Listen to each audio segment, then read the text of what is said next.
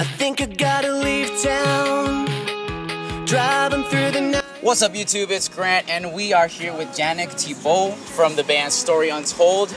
They're from Montreal, Canada. They're signed to Hopeless Records. How are you, man? Pretty good, pretty good. Excellent, What about you? Excellent, thank you. So, can you just introduce yourself, how the band got started? Let's start with that. Yeah, my name is Janick. I'm the lead singer from a band called Story Untold. And we pretty much got started. At first it was just me in my room playing songs, doing covers on YouTube. And eventually I found some band members because I found out that it was kind of hard to play shows like by myself on stage with a guitar and backing tracks. So it's pretty much how we got started, and we became a band. Nice. Yeah. All right, so you guys are from Montreal, Canada. Yep. What would you say is the biggest difference between playing Canadian shows and US shows, if any? I think it's different because I think the scene, the pop punk scene in the US is much bigger than in Canada. I mean, in Canada we've got like few bands like Simple Plan and Sum 41, but it's not like as big as it is in the US. So it's definitely like I think better for us. Like the audience reacts like a lot better. The scene in Montreal isn't pretty good for the type of music we're playing. So yeah. Okay. I would say that. Cool. Speaking of Canada, you guys have a relationship with Simple Plan. Yes. Can you just quickly go over how that developed and what the relationship is today? Yeah, of course. Yeah, like I said before, I used to post like a lot of covers on YouTube, and I once did a cover of their song, "This Song Saved My Life," and Chuck, the drummer from Simple Plan, saw it, and we actually started talking. He tweeted about the video and stuff, and we just started, like I said, talking, and we eventually got the chance to open for them, write songs with them, and became like kind of like friends through that cover. Yeah. And I understand you encourage your fans to like tweet the band as well. Yeah, exactly. Yeah.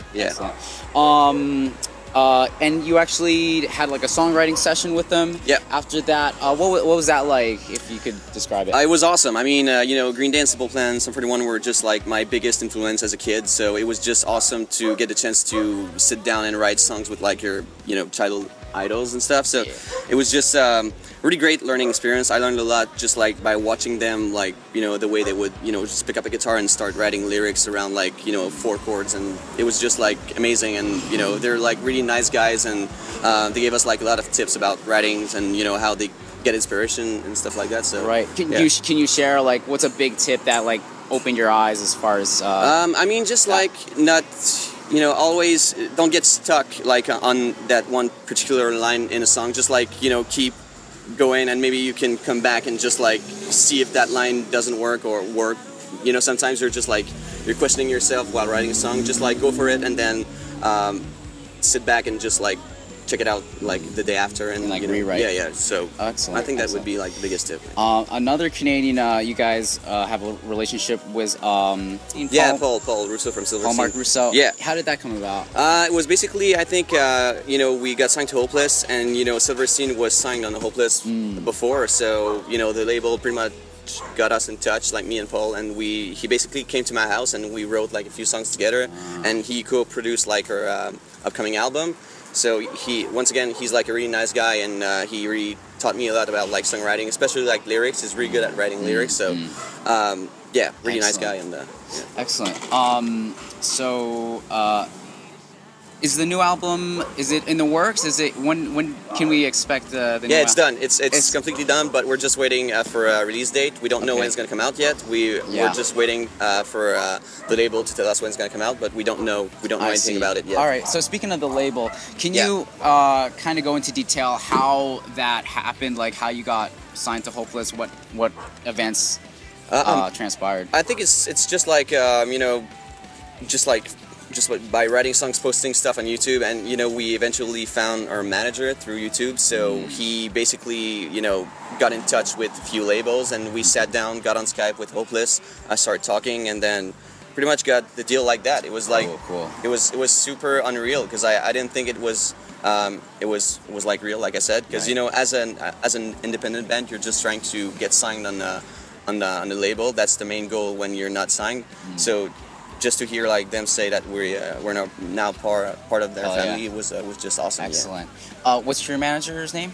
It's Dan. Dan. Yeah. Okay. And he approached you and yeah, basically when we were still called Amazic, he got in touch with me. We started talking, and then it was like about a year-long process because we weren't sure at first, but eventually we we sat down and said that he's a great guy. He really helps us a lot, and yeah. Excellent. So you're signed to Hopeless Records. Yeah. What's it like being on a label? What's some common misconceptions that bands might have, and what would, in your point of view? I think most people and most bands think that once you get signed, you've got like everything done and settled, but it's not like that. You've got to keep pushing and keep working hard, because the label loves to see their bands work hard, and the harder you work, the better chances you have to be like their like main priority. So I would say just like keep working. Like I said, most bands think that once you get signed, you don't have to do anything. Yeah. And yeah, I think that would be like the biggest misconception. Yeah. Work hard. Awesome. Okay, so your personal YouTube channel has 329,000 subscribers, 39 million views. Yeah.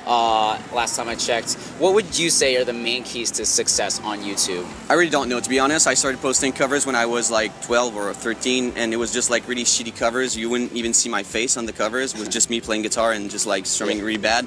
But I would just say it's just a matter of fact, just like keep posting videos like constantly, and just try to improve yourself every time you post something new.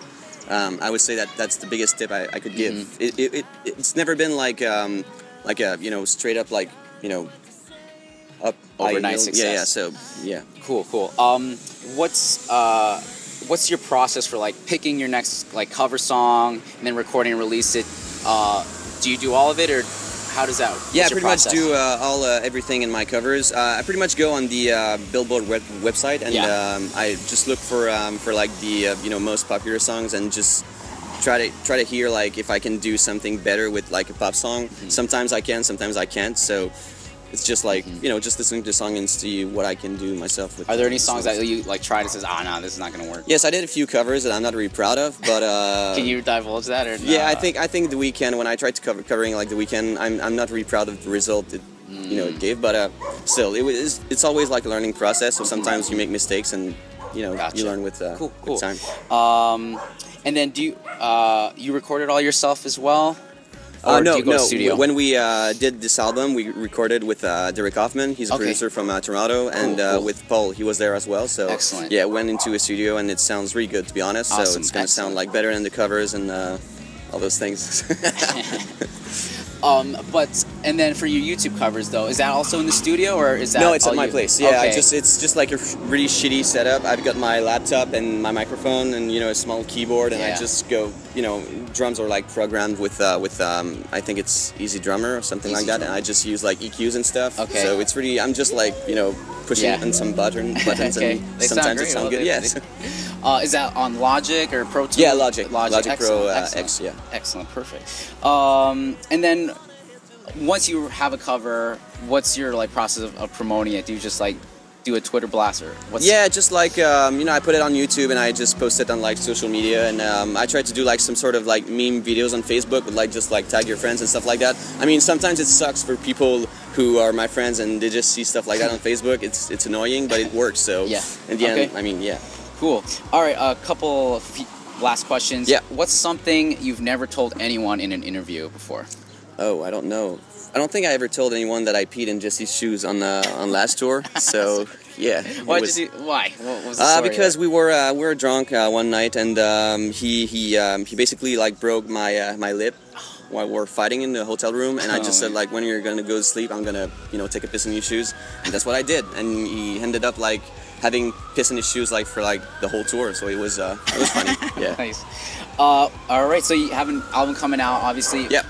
What else is next for Story Untold? I don't know. I think many more tours. I think this is what we're aiming for right now. We're just trying to get as many tours as we can, because it's only like our second US tour, and also maybe like more singles. But yeah, definitely like the album is like our main focus right now. So yeah. Awesome.